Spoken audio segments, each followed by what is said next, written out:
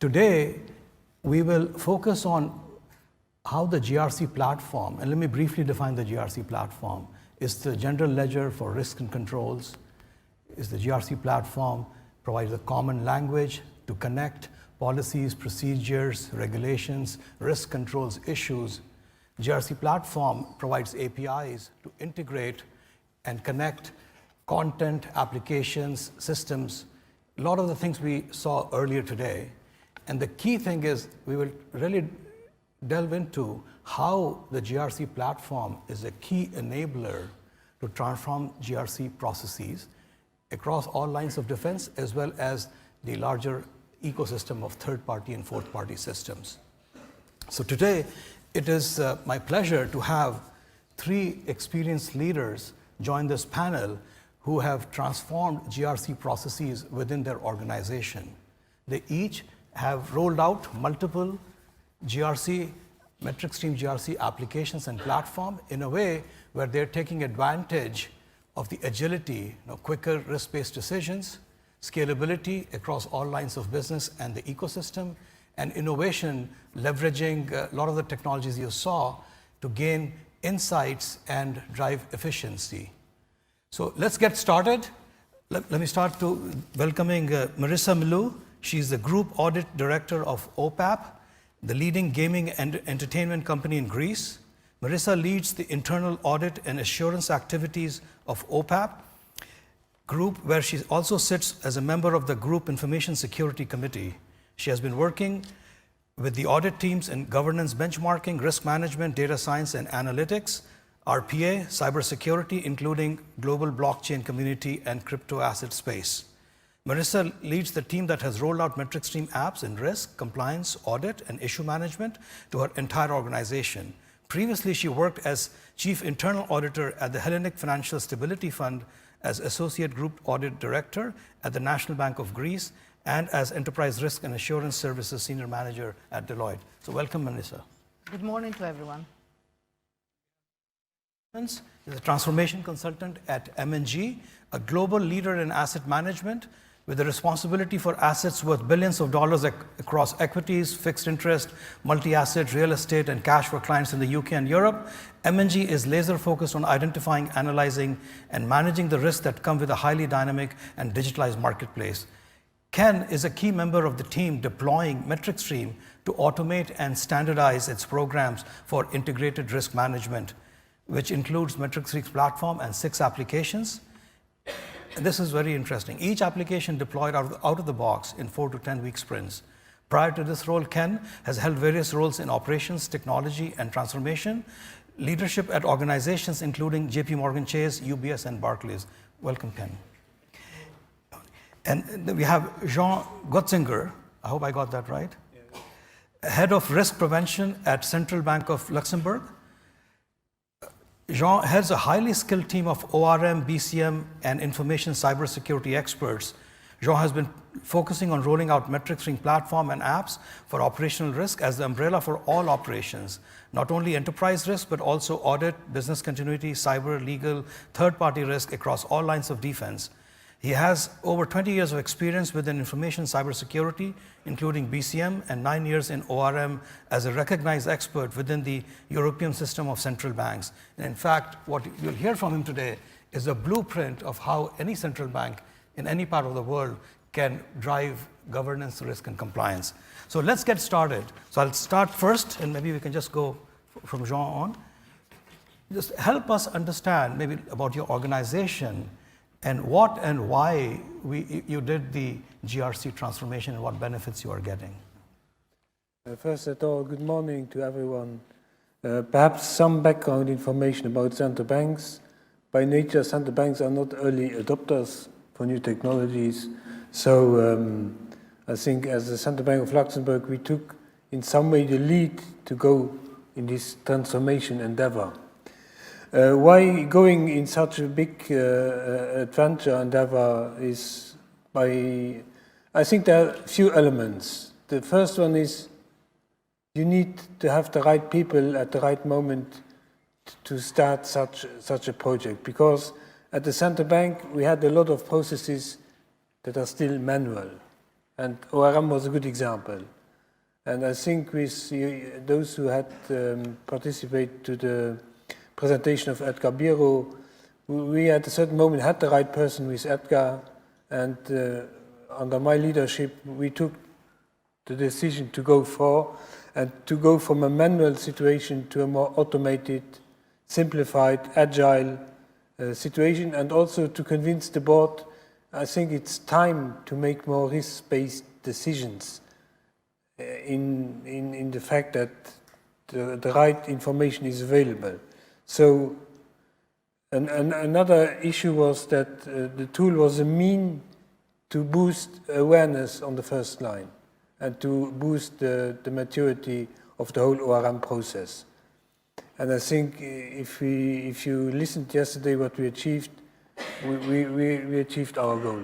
So it's, in a nutshell, really going from a manual situation to a more organized, agile, automated, and also simplified solution. Great. How about you, Marissa? To put it in a perspective, the GRC transformation journey of OPAP, I would like to say a few words about OPAP. As you said, is the Greek state gaming company, is the national lottery. It operates for more than 60 years in Greece. It is heavily regulated. It is listed in the Athens Stock Exchange. Maybe one of the, not many lottery companies are listed in a stock exchange. And it aims to become the world-class entertainment company. It has the biggest retail network in Greece. It has double the size of the systemic bank branches.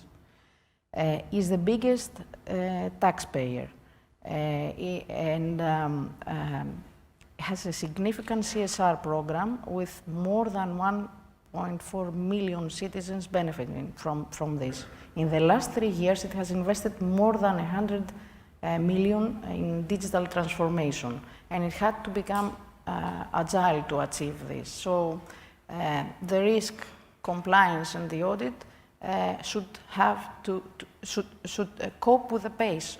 So since the audit team is a small team, but comprised from highly qualified professionals, 8 people, they had to cover a big audit universe with 12 entities, some hundreds of processes, some hundreds of public-facing applications, and that were in constant change.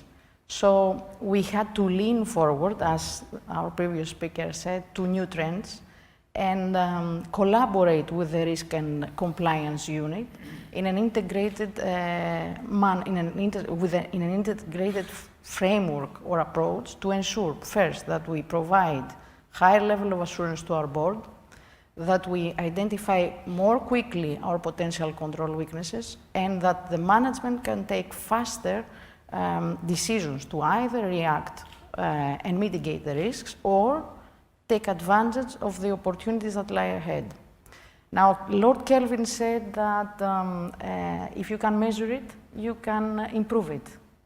Before Deming and Drucker say that. So, if I have to name a few of the measurable benefits that we gain right now from this GRC transformation journey, I can say that we indeed managed to double our internal audit productivity.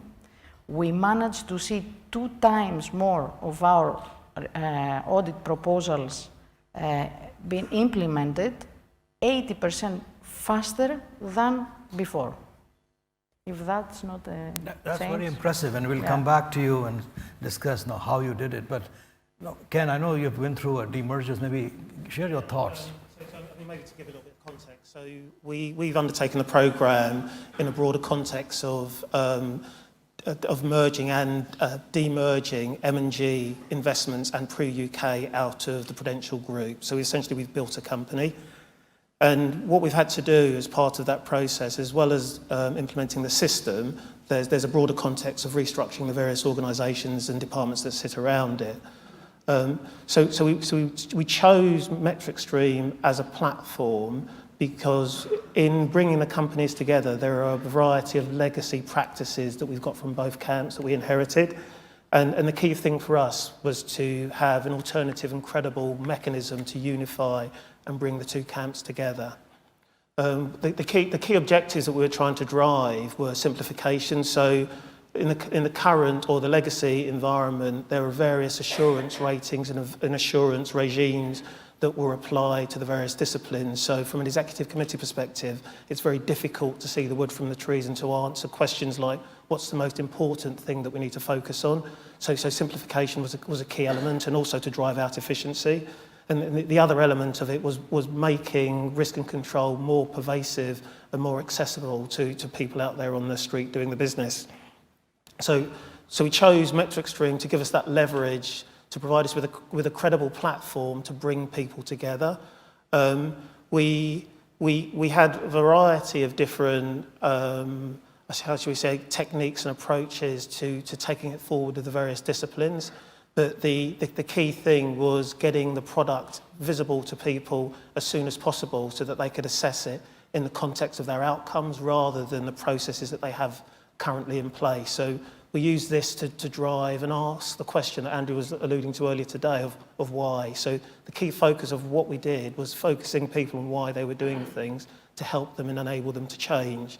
As Sanjay talked about earlier, we bought 6 modules, so the policy, compliance management, operational risk, regulatory engagement. I can't remember all of them off the top of my head. We've got 5 of them fully in production. We've got the advisory module, which I dropped off, which we've taken into test recently. I'm hopeful that we will get that live by the end of the year. But the key thing for us is layering the problem around the data, the people, the technology, and the process. So with a technology perspective, focusing on the platform takes that layer away from us. So if we've got a credible product, we can sort of put that behind us and park it, and then we can focus on the other areas that we need to address. So, you know, we've harmonised our assurance ratings across 8 or so different second-line assurance providers and also audit, and we're still working through fully commissioning a number of those areas at the moment. The policy module's fully live. We're rolling out the operational risk module to the real estate business, and we're working through the compliance management app, focusing on the data with the finance area, looking at managing CAS regulation. So we've gone from signing a contract in October last year to being in a position this year where we've pretty much got all of the technology in order, and we're now focusing on rolling out and embedding across the business. That's very impressive. And I think, as you've heard, GRC is a tool, but the key thing is to get your leadership, your management aligned with the overall goals. And it is really a transformation, a change management exercise. So once you have those aligned, I think you will get the support to get acceptance as you roll out the GRC tools. So let me just step back and see, and again, Ken, very impressive, how you rolled it out. My experience briefly at Oracle, I'm sure many of you are familiar with Oracle and these large systems. They had on-premise for the last 20 plus years. Over the last decade, they have rolled out software as a service applications. And one of the things, goes back a decade ago, where the first time we rolled out these software as a service applications, customers would say, okay, so how do I change the schema? How do I do this customization? And the answer was, you cannot. It was essentially with software as a service, the vendors, working with all the customers, they define what are the best practices, and they provide these opinionated blueprints on what's the right way to implement these processes. And as you've heard from Ken, a lot of what you did was out of the box. So that's something you should keep in mind. To the extent, use this journey of transformation to adapt your processes to the tool, because the advantage there is, all companies, including MetricStream, we do 3 innovation releases every year. So you will be able to uptake all of that very quickly if you, basically take the SaaS product and configure it And wherever needed, you can extend in an upgrade safe way. So that's one thing which companies have realized as they've moved from on-premise to the cloud. And I think we have seen from our panelists, they've also done this. But let me double click into it. Maybe I'll start with you, Marissa. So how did you do it? I think we followed similar approach with what Ken described before. We first agreed on the basics. We needed to have a common language. So we agreed on the risk categories, on the audit universe, on the risk definitions, on the scales that we measure the risks. And we measure the risks against impact and likelihood, and based on predefined scales across the 4 causal risk types: the strategic, the operational, the financial, and the compliance. And in this way, the risk assessment is performed by all business units in a systematic way, and we can distinguish between the significance of the business risks, and we can have the small risks and the big risks. And a big risk in a subsidiary may be a small risk in our group. We selected the out-of-the-box solution, as you did, and the cloud solution, because, and actually we must be the first internal audit team in Greece that trusted the cloud solution. In this way, we can get the most out of the built-in capabilities of the built-in best practices of the software, and we can quickly upgrade in the next version of the software. To give you an idea, we managed to move from version 6, metric stream version 6, to metric stream version 7 in just 4 weeks. Now we make this happen in a phased way, in three different phases. We first implemented the risk assessment module. We saw the benefits, and then we had material to move into digitizing the internal audit activities. So we moved into the internal audit module, the issue tracking, and now we are about to roll out the compliance. Currently, we're doing a lot of integrations with UiPath. We have an expert team in robotics in our company, and they are helping us out to integrate to do what? To be able to plan more than 100 mystery shopping visits in our retail network in order to certify the level of compliance with the responsible gaming requirements that our shops have. So we expect from this particular action to free up more than 2 human months. We also do a lot of work in data analytics. And we have designed more than 300 control tests, and we have, what we try to do now is that we try to link these tests, the results of the tests, back to the audit checklist that we have created in the software. Last but not least, I think is that we are working closely with our IT security team, and we try to assess the risk of our information assets using criteria like what are the assets that support our financial streams, and what are the assets that that process private and sensitive data, or what are the assets that are outsourced, and in this way find the crown jewels that need to be protected. So that's how we go right now in our GRC transformation program, and there are many things to come. Great, right. I think a couple of things I'll just highlight. So using RP automation for control testing automation. Yes. So instead of sampling, you have doing full population full, testing. 100% with complete assurance. Yes. That's great. And then you're looking at cyber risk quantification, so you can prioritize your limited IT resources on the crown jewels. Exactly. Great. Because we are limited, the resources are limited are in most of the audit teams. Absolutely, great. How about you, Jean? Yeah, I think the first sentence you said is for me the most important. First, you have to do the basics. That means in our case, we had a methodology to apply.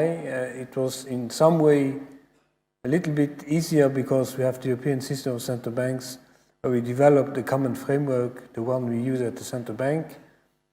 The governance has to be fixed. It should be clear. The 3 lines of defense model was, of course, then the choice. Taxonomy and skill set had to be fixed, so there was one missing piece, was the technology. And how we did the project was also a phased approach. In the first phase, we tested out of the box the tool, came up with some requirements, I would say, but not really customizations. Those were tested in the second phase, and in the third phase, we are live since July 2019. So I think we did a step-by-step approach. Our colleagues from audit, because I'm not in charge of audit, they are lacking a little bit behind, but they yeah, they will, I hope they will catch up. And I think you need also a lot of communication with the business areas. In the central bank, for some people to go for such a solution is a big change. There are some processes, could I call them shadow processes, they are in place and they will come up, like incident reporting. There was some reporting going from one business area to another where we were not really aware of. So all these elements you have to take into consideration. I think the human factor is a very important aspect in the whole endeavor. Now I come back to your question, how we did it. I think it's also a question of leadership. And I was lucky to have a good project manager in the person of Edgar. I don't know if you are there somewhere. Yeah, so you need a constant, and the word I used most in the whole context was perseverance, because you get problems. When we started, we had a lot of issues with procurement. But I don't enter this problematic. So if I can give, but we come back to this, advice is start smoothly. We embraced also the issue of information security or cyber security, but not now to quantify, but we have a methodology, we embed it into the ORM solution. So the issue model was of very importance for us in that context. Yeah, that's more or less what I have to say here. Great. Well, can share your thoughts on how you've done it, and especially maybe double click on the advisory if you can, or what that application also. Yeah, so I mean, how we executed the program. Yeah, so I mean, as I was saying earlier, I suppose we broke it down into 4 areas. Data was a big focus for us. So I mean, I see the program or the problem around EGRC is a huge data governance problem. So, you know, bringing into place the taxonomies, aligning that across the disciplines and putting governance around that, but also your organisational data as well. We've highlighted, as a consequence of executing the EGRC programme, a number of deficiencies in our organisational data that we're working through to get better. And that, I think that's at the heart of any further, you know, integration and automation and all that sort of stuff. Getting those foundations right are key to moving forward on that.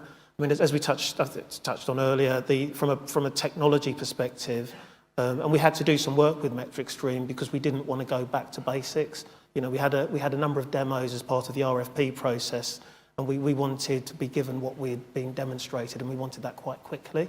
So we accelerated that with Metric Stream into delivery. There were some small changes that we made that were very, very obvious up front to align to corporate terminology, and we delivered that quickly. and then we use working groups to accelerate the functional adoption and assessment of the tool to get it up and working. One of the other key areas for us was looking at people, so elements of education and training, but also then incentivisation of people as well, just to make sure that we embed the right behaviours in people. So we're doing some work with HR and a number of other groups around the company, the remuneration group, the audit committee, et cetera, to make sure that from the top to the bottom there is a key and full understanding of what we're trying to do. And this hits at the heart of the DNA of the organisation. I think what we have seen is the common theme around the whole usage of platform around common taxonomy, common language, wherever possible use out of the box, quick time to value, and data you mentioned is important, so integrations with various systems within and outside, as well as using tools like RPA to integrate and drive efficiency. Great. So I think maybe it would be good to get your perspective, and we'll start with you, Jean. What is your roadmap, and what advice you have to our audience here? Yeah, the first advice I gave already is fix the basics. I think you should not jump in such an endeavor without being prepared. A second advice is perhaps you can see this GRC transformation part of a bigger project. You could call it digital transformation or business transformation to new technologies. This is something we didn't do. So in our case, we have no real digital strategy in place. I think this is something, if I could redo it, it should be based under a larger umbrella. And because there are some initiatives at our bank now currently going on in the area of risk management, in the area of information governance, and they are like isolated activities. I think what you need is also an umbrella framework or an umbrella vision where you want to go and what you want to achieve. So that's one first advice. And then I mentioned the notion of human factor. Don't underestimate. I would call it a change management process, but on a corporate level. And you need also here the enforcement, the commitment from the top level to go through some more, I would say, heavily discussed situations where you need to be backed a little bit from the top. Because as I mentioned, you are breaking some silos, you are breaking some attitudes, and not everyone is keen and willing to change from one day to another their attitudes. So this is a very important aspect. Let me just have a look if I notice something else. Yeah, I think you mentioned the relationship with IT is very important. We have a very good relationship, so this is also a key factor in all this, because at the end there will be some interfacing with the GRC solution, with some legacy solutions we have in place. So you need the IT colleagues on board from the beginning. And also they should have the risk mindset ready and in place. Marissa? Zan, because we selected the out-of-the-box solution, we didn't have any technology person in our team. We just had skills in our internal audit. Okay. Yeah. The road ahead for us, in the road ahead of, we see a lot more robotics. We see robotics in order to daily update our audit universe, because in our audit universe we have all 4,500 shops of OPAP, and this world is changing all the time. Every day we have shops that close or shops that open. So we will let the robot do this for us. And take the new, from the registry, the retail registry, take the new elements and put them back into a metric stream. So in this way we will free up human time to audit new projects or new company activities. Our dream is in the future to be able to measure the risk exposure of the organization real time.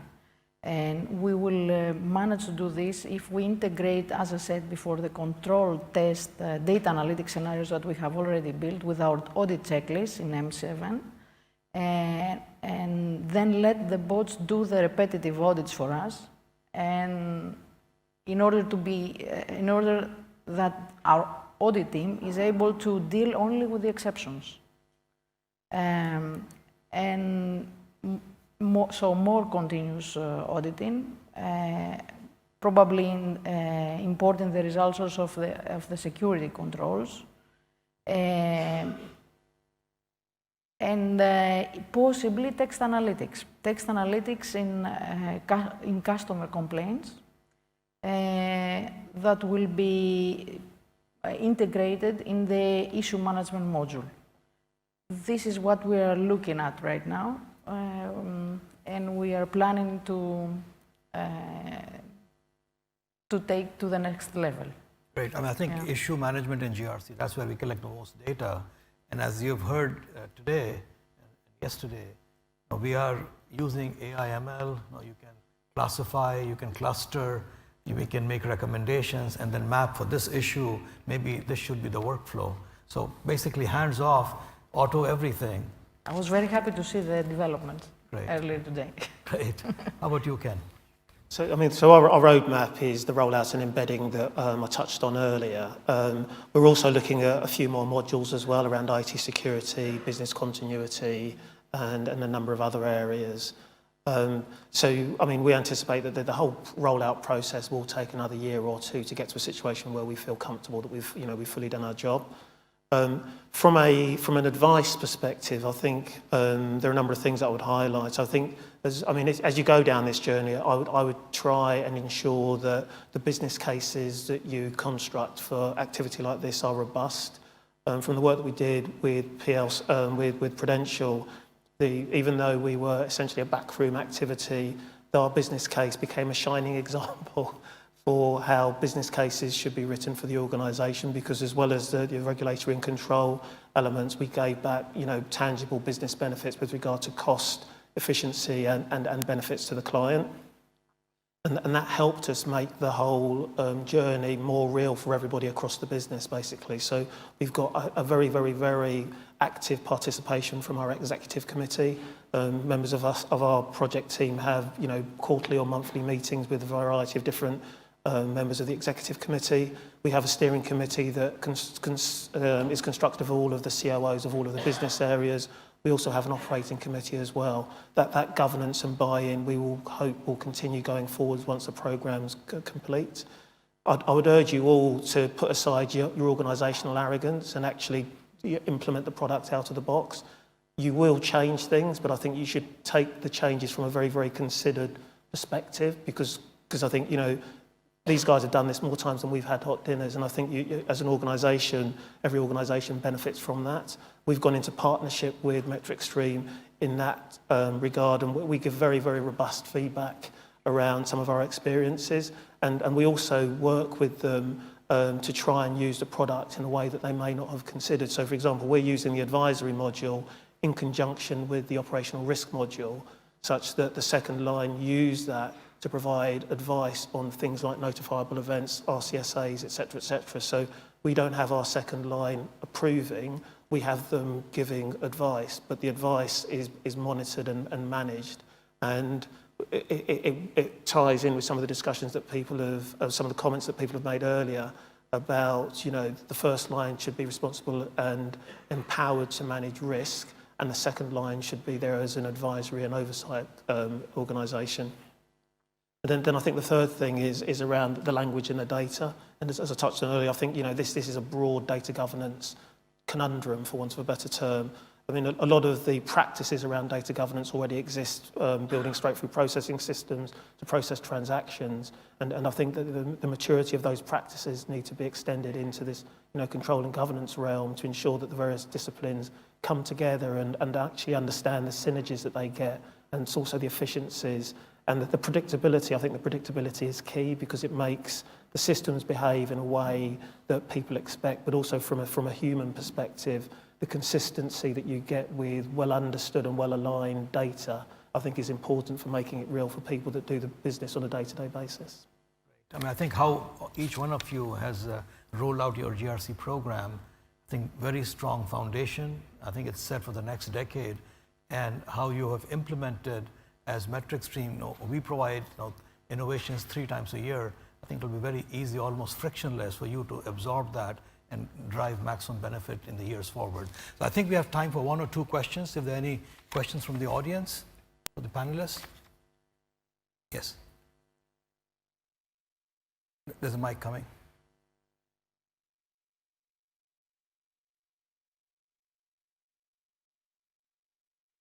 Hi, it's Imran. I work for Citus AMC, a real estate company. Question more for Ken. You touched upon the adoption and embeddedness and working with other departments. Just more specifically, how did you measure the adoption and how successful the program was embedded? I mean, did you have benchmarks, targets, aside from the business case? I mean, are you content that role holders, risk owners, controllers are understanding and know the responsibilities? Yes. So I think, as in conjunction with the key, I suppose, material business benefits, we have a series of non-financial benefits that we're measuring that will look at the adoption and the rollout. If I look at where we are at the moment, I think we are actually in our infancy. We've rolled out a small chunk of what we've bought, but that rollout is going well. We've purchased the AppLearn product as well, so we're using Adopt in conjunction with Metric Stream. And we've done that on purpose because we see the opportunity to establish a digital adoption approach across the whole company. So we're doing this first. I mean, one of the other benefits I didn't touch on is some of the stuff that we're doing is actually leading the company. So what we've done is we've worked across the company and we've created a digital adoption strategy. So Adopt and AppLearn are part of that strategy. It'll sit on top of products like Workday, Salesforce, et cetera, So across the business, it makes the activities associated with risk control and governance more akin to what they will do on a day-to-day basis. So they get that level of consistency, that level of predictability, and that will help us ingrain that within the various groups. As we've rolled out each of the different functional components, we have a series of working groups wrapped around it. And what we have is a series of, I suppose, key drivers that we use to assess the businesses or the department's fitness to go on to the. We use the term onboarding, so we'll only roll the product out to that business area or department when they're ready. So there are a number of hoops that they need to go through before we feel that they're mature enough, to be quite frank sometimes, to take on board the product. And there's a whole raft of stuff that we provide with regard to training. So we have a suite of training mechanisms. We work with the various groups on getting their data quality right, and we work with the various groups putting in place their operating models and their processes as well. So we don't do it for them, but we provide the guidance to help them be successful. Any other questions for the panelists? Well, thank you very much. Thank you very much, Ken, Marissa, and Jean. Very impressive journey. And if any of you have any questions, they'll be around after the sessions. I think we are off for a break now. Thank you very much.